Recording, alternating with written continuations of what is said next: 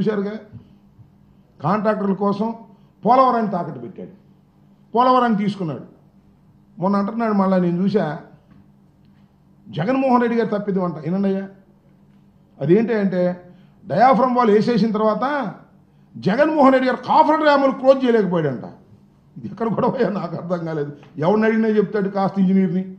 అసలు కాఫర్ డ్యాములు కంప్లీట్ కాకోకుండా డయాఫ్రమ్ వాళ్ళు వేయడానికి వీలేదయ్యా బాబు అంటే, జగన్మోహన్ రెడ్డి గారు వచ్చి కాఫర్ డ్యాములు క్లోజ్ చేయలేదంటాడు. నాకు అర్థం కాదు. వెనకది ముందు వెనకది.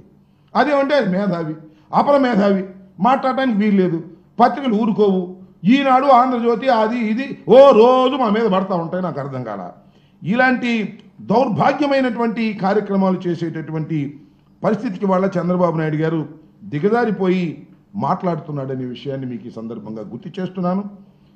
సింపుల్గా ఇన్వెస్ట్ చేస్తాడు, భారీగా బెనిఫిట్ అవుతాడు. చంద్రబాబు నాయుడు లక్షణం అది. ఇట అన్నాడే 2 ఎకరాలు 2 ఎకరాలతో ప్రారంభమయ్యాడు పాపం. ఇవాళ ఎన్ని వేల కోట్లండి, ఎన్ని లక్షల కోట్లండి. ఇవన్నీ కష్టపడి శిక్షాదికి సంపాదించాడా నాకు అర్థం కాల. లేదా మీ నాన్నగారు సంపాదించాడా? దోచుకోవడమేగా పని, అవినీతిగా పని. అధికారంలోకి వచ్చిన దగ్గర నుంచి అవినీతి తప్ప రెండో పనే లేదు. దోచుకోవటం, దోచుకునే కొత్త కొత్త మార్గాలు అన్వేషించేటటువంటి కార్యక్రమం. ఏమి నీ చరిత్ర? హైదరాబాద్ టక్కన దొరికిపోయావే, క్యాష్ ఇస్తా ఎమ్మెల్సీకి. ఇవాళ ఈ దేశంలో, భారతదేశంలో ఆంధ్రప్రదేశ్ అంత ఎక్కువ ఖర్చు ఎన్నికలకు అవుతుంది అంటే చంద్రబాబు నాయుడు దానికి కారణం. ఆయన డబ్బులు దోచుకోవడం, జనానికి పంచడం, ఎన్నికల్లోకి వెళ్ళటం అనేటువంటి ఒక దుష్ట సాంప్రదాయాన్ని అతి వేగంగా తీసుకొచ్చినటువంటి వ్యక్తి నారా చంద్రబాబు నాయుడు గారు అనేది ఈ సందర్భంగా నేను మనవి చేస్తున్నాను.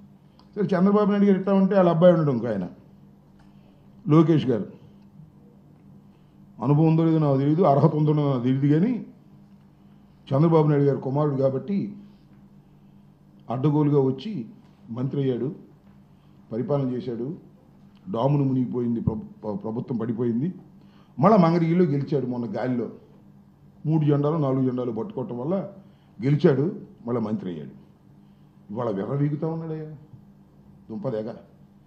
ఇవాళ చూసి నేను మాట్లాడుతాను, రెడ్ బుక్, ఎక్కడికి వెళ్ళినా రెడ్ బుక్ అంటే చర్చ జరుగుతూ ఉంది. బాగానే ఉంది. రెడ్ బుక్ చూస్తేనంట కొందరికి గుండె జబ్బు వస్తుందంట, కొందరేమో బాత్రూంలో పడి చేతులు ఎడగొట్టుకుంటున్నారంట. వ్యంగ్యం రాజా, భలే వ్యంగ్యం మాట్లాడతావు రాజా నువ్వు అంటే. రెడ్ బుక్ చూసి మా నానికి గుండె జబ్బు వచ్చిందంట, కొడాలి నానికి. రెడ్ బుక్ చూసి మా పెద్దిరెడ్డి గారు బాత్రూంలో పడిపోయాడంట. అదేగా నీ అర్థం?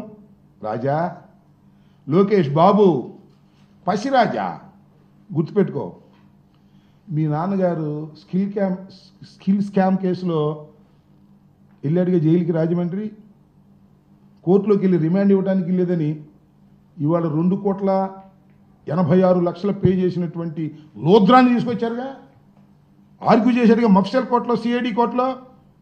సాక్షాత్తు ఢిల్లీ నుంచి స్పెషల్ ఫ్లైట్లో వచ్చి ఏసీబీ కోర్టులో ఆర్గ్యూ చేశాడు. చంద్రబాబు నాయుడు గారిని రిమాండ్కి పంపడానికి వీల్లేదు, రిమాండ్ తిరస్కరించండి అని. అయినా కోర్టు వారు, న్యాయస్థానం, జ్యుడిషియరీ సాగనంపారు. కోర్టుకు వెళ్ళాల్సిందేను, జైలుకి వెళ్ళాల్సిందని. వెళ్ళిన తర్వాత రాజా, లోకేష్, మీ నాన్న పాటలు ఏం పడ్డారయ్యా, దద్దురు అన్నారు. దద్దుర్లు కింద దాకా వెన్నుపూసు కింద దాకా వచ్చేస్తున్నాయి అన్నారు. రాత్రిపూట దోమలు కొడుతున్నాయి అన్నారు.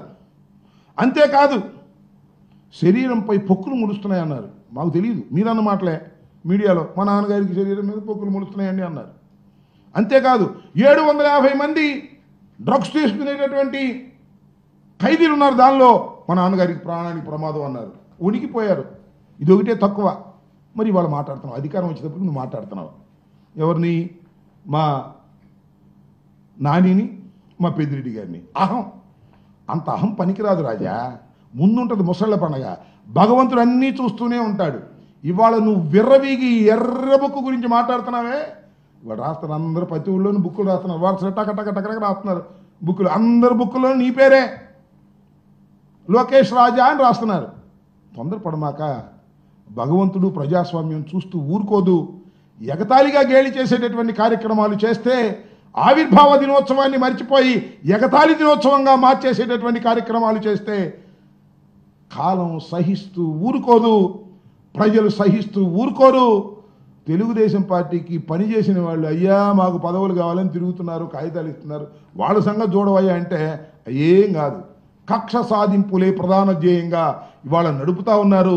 మీ ఆవిర్భావ దినోత్సవం రోజు కూడా మేము సూపర్ 6 చేయము, ఇచ్చిన వాగ్దానాలు నెరవేర్చం, కానీ ఎవరన్నా మాట్లాడితే లోపలేస్తాం, ఎవరన్నా సోషల్ మీడియాలో మాట్లాడితే కేసులు పెడతాం. కోర్టులు ఏ విధంగా స్పందిస్తున్నాయో చూడమని మనవి చేస్తున్నా. మా ప్రేమ్ కుమార్ని అరెస్ట్ చేసినందుకు కోర్టు వారు ఏ విధంగా వార్నింగ్లు ఇచ్చేటటువంటి పరిస్థితి వచ్చిందో ఆలోచించమని మనవి చేస్తున్నా. కాబట్టి మీ రెడ్ బుక్ రాజ్యాంగం కానీ లేదా మీరు ఇచ్చినటువంటి వాగ్దానాలను అమలు చేయకోకుండా పారిపోయేటటువంటి ఒక పిరికి బందల్లాగా మోసగాళ్ళలాగా వ్యవహరిస్తున్నటువంటి మీకు ఆవిర్భావ దినోత్సవం మీది కాదు. పాపం నందమూరి తారక రామారావు గారిని వారిని అతి దారుణంగా వెన్నుపోటు పొడిచి లాక్కుని ఇవాళ కబ్జా చేసి మీ ఇద్దరు మాట్లాడుతూ ఉన్నారు. ఇలాంటి దుర్మార్గమైనటువంటి పార్టీకి రాబోయే కాలం కాదు ఎప్పుడైనా సరే ఛాలెంజ్ చేసి చెప్తున్నా, సింగిల్గా వస్తే నీకు లేదు, వాడి భుజాల మీద వీడి భుజాల మీద ఎక్కడమో, వాడు కాబట్టి వీడిని వాడుకోవటం, వీడి కాబట్టి వాడు వాడుకోవటం, ఇట్లా అవకాశవాద రాజకీయాలతో బతుకుతున్నది ఆ పచ్చ పార్టీ తప్ప స్ట్రైట్గా వస్తే బతికే పార్టీ కాదు అది. అది ఒక సత్తా లేని పార్టీ, ఊరికి అధికార మదంతో వాపు చూసి బలం అనుకునేటటువంటి రాజకీయ పార్టీ తప్ప శక్తిహీనమైనది ఈ రాజకీయ పార్టీ. 43వ ఆవిర్భావ దినోత్సవాన్ని తీసుకొని 44వ ఆవిర్భావ దినోత్సవానికి ప్రవేశిస్తున్నటువంటి మీ పార్టీ ఒక పేక మేడ లాంటిది, ఎవరిదైనా పడిపోద్దనే విషయాన్ని గుర్తుపెట్టుకోండి. వాళ్ళని వీళ్ళని అడ్డం పెట్టి బతుకుతున్న జీవితాలు మీవి, రాజకీయ జీవితాలు మీవి గుర్తుపెట్టుకోవాలని ముఖ్యంగా చంద్రబాబు నాయుడు గారి కుమారుడైనటువంటి లోకేష్ రాజా గారికి వ్యంగ్యంగా మాట్లాడమాక రాజా, నీకు వ్యంగ్యంగా మాట్లాడితే భగవంతుడు నీకు కావాల్సినంత ఇస్తాడు రాజా అనేది కూడా గుర్తుపెట్టుకోమని ఈ సందర్భంగా చెప్పదలుచుకున్నాను. ఆడిపోసుకున్నావా? అది కాదు, తెలుగుదేశం పార్టీని ఆడిపోసుకున్నట్టు దీనిలో ఒకటి తప్పు చెప్పమన్నా లోకేష్ని ఆ రాజాని.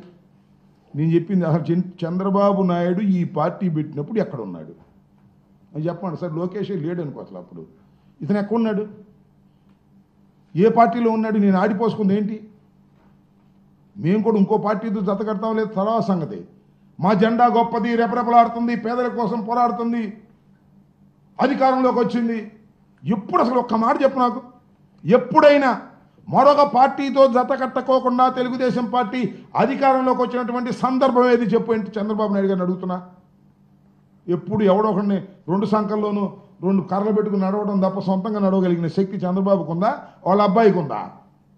ఏ పవన్ కళ్యాణ్ భుజం మీదో లేకపోతే ఆ భారతీయ జనతా పార్టీ భుజం మీదో, ఈ 2 కాకపోతే సిపిఐ సిపిఎం భుజం మీదో, ఇవన్నీ కాకపోతే కాంగ్రెస్ భుజం మీదో ఎక్కడం తప్ప నీకు అసలు సొంతంగా నడిచే శక్తి ఉందా? ఎందుకు ఊరికి అధికారం ఉందని డప్పాలు కొట్టుకునే కార్యక్రమం తప్ప నేను చెప్పిన దానిలో ఏముంది? నేను ఎక్కడ ఆడిపోసుకున్నాను, ఎక్కడ అవాస్తవం చెప్పాను చెప్పమని అడుగుతా ఉన్నా.